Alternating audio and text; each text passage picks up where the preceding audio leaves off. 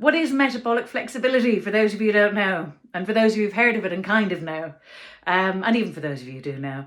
Metabolic flexibility is a term that we're beginning to use to describe the capacity for your body to switch over and back, i.e. flexible, from burning sugars as a fuel into burning fats as a fuel. Now, almost everybody, if not everyone you meet, will be burning sugar as the primary fuel source.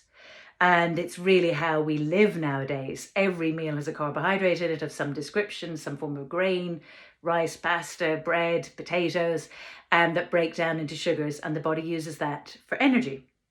And I get a lot of people who tell me that if they don't have something to eat before they train, they'll get lightheaded. If they don't have something to eat first thing in the morning, they'll get lightheaded. In other words, they're exceptionally dependent on sugar as a fuel. And there's an up and a downside to that. The upside is sugar's fast, quick, your body can grab it, utilize it quickly. The downside is you get a crash, as we all know. You get a lovely insulin hit after it. Ghrelin comes in afterwards, you get to crave more, you get these highs and lows and these dips, hence the crashes and the need to fuel yourself some more. There's some lines of thought that would argue that sugar is more of a drug than an actual fuel. We're going to park that argument for the moment. There is a line of thought that would say we evolved burning fat as a fuel. In other words, hunter-gatherers, they wouldn't have had access to all this sugar. Fruit would have only been occasional at different times of the year. Vegetables, again, they wouldn't have sustained themselves eating vegetables only, because they weren't farming, they were hunting and they were gathering. It was what they could find in the wild. So what they would have found, if they were gathering, would have been more nuts and occasional berries that would have been quite sour, so there wouldn't have been high sugar. And fish, meat and the likes, which would have been fat alongside protein. And there's benefits to burning fat as a fuel.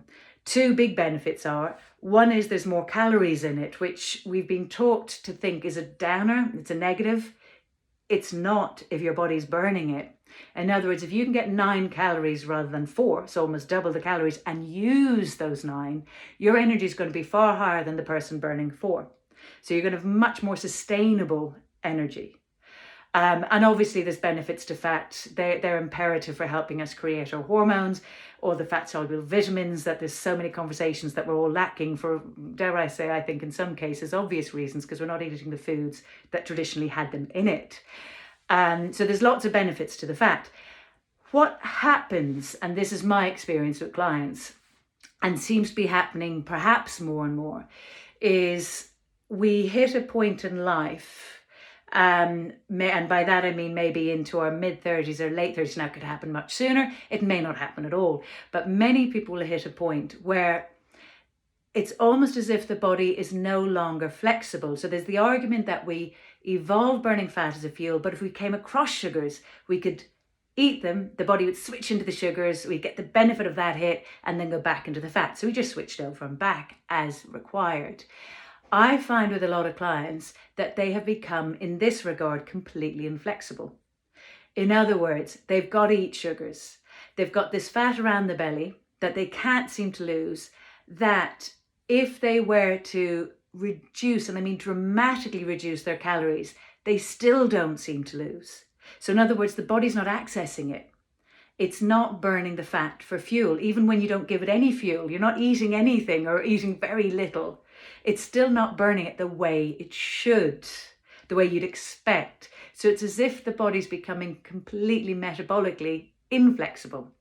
It's burning sugars, it's dependent on sugars. If you don't eat the sugars, you might get lightheaded. If you pause, okay, I understand if somebody's very slim and you've no fuel on your frame, but most people have a little bit of fuel on the frame. In other words, there's a little bit of fat there. So you should be able to take a gap without your body getting lightheaded, because it should be able to switch in theory, into that fat and burn it and keep you going and sustain you. So you should be able to at least, I don't mean long fasts, but little fasts quite readily. So this big question mark really is, what's happened? The body's now burning sugar as a fuel. It won't go back into burning the fats. So how are you going to, if you have fat to lose, or equally, if you just want to be able to do your intermittent fasting or sustain yourself longer without a dip, how can you get your body to stop looking for the sugars and switching to the fat? 2 ways. And I'm not going to go into the full detail of these two, but enough to set you off in the right direction. You can switch your body to being more metabolically flexible. It's very beneficial, I believe, for you to do so. I believe your energy will be much better. You'll be able to burn fat much easier should you wish to do that.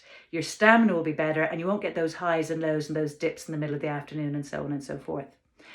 And the two ways are, one is a really good keto diet. Now that word is getting bandied around a lot, so I think it's getting quite soft in its meaning.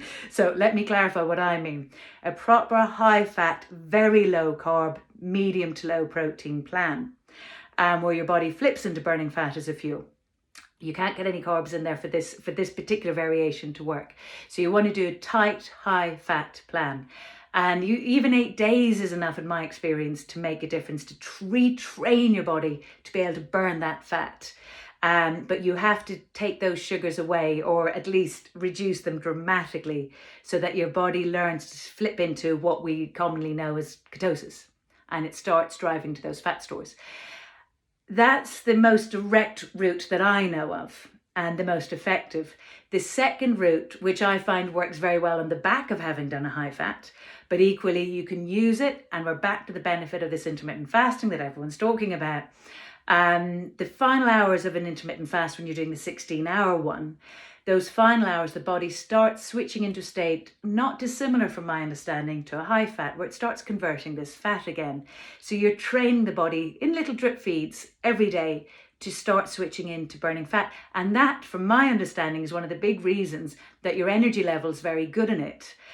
Because your body starts understanding, if you will, and recognizing that this fat is a fuel, and starts negotiating its way, if you like, into it and using it. Tracking forward, it makes fat burning around the belly much, much, much easier. It keeps your stamina and energy up, and it helps avoid those dips that you can get in the middle of the day, those highs and lows, and that almost lightheaded sense you can get when you don't have enough sugars in there. That's it. That's metabolic flexibility for you.